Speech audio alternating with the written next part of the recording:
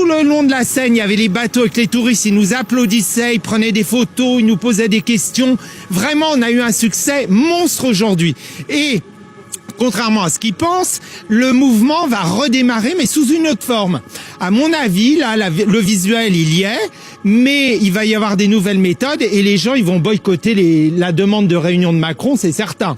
J'ai vu qu'il allait avoir un grand débat, mais qu'il y a une question qui est interdite, c'est la question sur l'immigration. Ah oui. Alors que il paraît que c'est la première préoccupation des Français.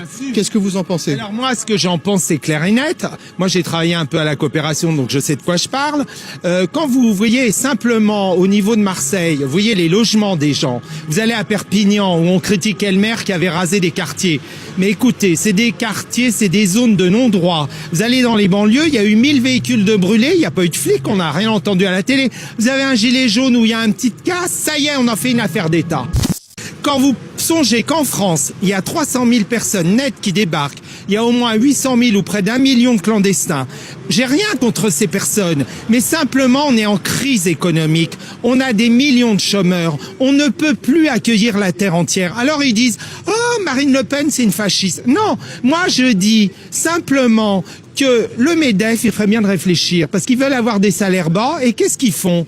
Eh bien, il faut rentrer de l'immigration, et ils font des travailleurs détachés, mais les contrats, ils viennent pas chez nous. La France, c'est un pays donateur. La Banque de France, etc., elle n'existe plus, on donne 50 milliards à des banques privées pour des intérêts. Alors les immigrés, moi j'ai rien contre eux, mais enfin, il faut qu'on commence à faire travailler les nôtres. Simplement, il faut que ça cesse. Il faut que ce régime cesse. L'immigration nous coûte 84 à 85 milliards, plus les taux d'emprunt, on arrive à presque 100 milliards par an. Ça suffit. Moi, je sais que sans patrie, pas de famille, pas d'amis et pas dans le désordre.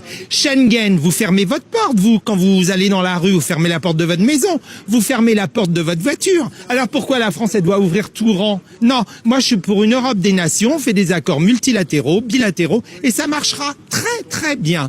Simplement, ils ont les trouilles parce que ces gens-là, ils sont en train de dépecer la France via l'Europe. 3%, mais mon cul, 3%. Qu'est-ce que ça veut dire 3%? Pour mettre ici les gens dans la rue à souffrir. Vous avez vu les charges fixes. Vous avez vu toutes les privatisations, les autoroutes, c'était pour nous, Villepin, mais qu'est-ce qu'il a fait? Il faut renationaliser. Vous avez vu EDF, le scandale des compteurs Linky où tout pète, on paye le double, on nous espionne jusque dans notre baraque, ils sont en train de nous filtrer, mais ils disent « Ah, vous avez vu en Chine, ils sont contrôlés avec tant de pixels, mais ici c'est pire, c'est pas Poutine le dictateur, ici la dictature c'est une autre forme. » La finance? La finance, c'est le vrai fascisme. Le fascisme de la finance. Mais monsieur, c'est ça, c'est pas Marine Le Pen. C'est pas Dupont-Aignan. Mais qu'ils arrêtent. Il y a plus de droite, plus de gauche. Mélenchon, il peut se torcher le cul, excusez-moi. Parce que Mélenchon, c'est un leurre. C'est un copain de Macron. C'est la même famille. C'est la judéo-franc-maçon. Voilà la vérité. Mais on se croit où dans ce pays? Mais qu'ils sachent bien que les Français, ils ont une âme, ils aiment leur pays, et ils se battront jusqu'à la mort. Et je peux vous dire qu'au mois de mai, si Macron n'a pas dégagé, il peut être certain que l'Europe, c'est fini, et il sera pas président de l'Europe. Parce que son but, c'était pas d'être président de la France, c'était d'être le plus jeune président, le premier de l'Europe des 27. Eh bien là, il va se faire foutre avec sa pouffe.